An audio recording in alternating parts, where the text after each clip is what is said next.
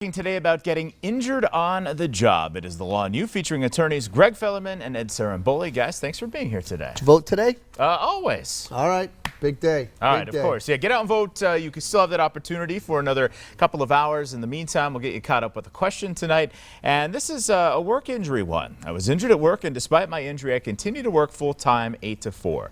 I am supposed to treat with the comp doctor every Tuesday at 10 a.m., but my employer won't let me go to the appointments during work hours. I have family obligations right after work. Ann in Scranton wants to know, what can she do in this situation? You know, Ann, you have a very interesting question.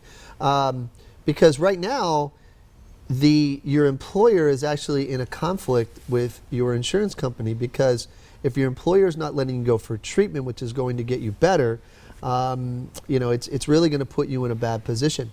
Most oftentimes, whenever you have a workers' compensation case, you're also going to be assigned an adjuster or a nurse from the insurance company.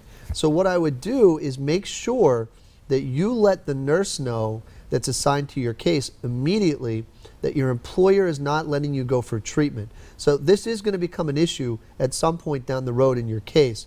And you really want to have this documented so that it doesn't look like you were just blowing these appointments off. Yeah, and a couple things too. Like, it depends, you know, the case law on this is a little fuzzy, but if it depends who's scheduling the appointment. So if you're scheduling the appointments, then you have an obligation basically to try to schedule them outside of the work area or your work time. But if the employer is scheduling over the insurance company and you have to miss time, then they may have to pay you.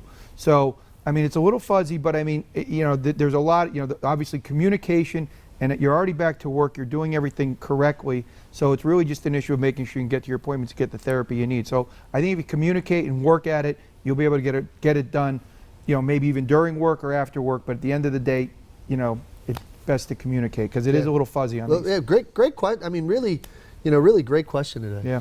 For our viewers who may have questions like this and they want to talk to you, what's the best way to do that? They could call us. We do a lot of workers' compensation, personal injury. This is the type of work we do. 570-714-HURT. See us on the web, 714hurt.com. Or if you have a specific workers' compensation question, put it on our Facebook page. We'll do our best to answer it on an upcoming segment. And we're out of here right now because Greg and I, we got to go vote. It's a big, big, big election. Please, everybody that's watching, if you haven't voted, get out there and vote. All right, get out and vote and make your own results matter. It's attorneys Greg Fellerman and Ed Saramboli. Thank you so much. Nice, very nice, Dave. All right, PAHomepage.com and the Law New hotline are always open.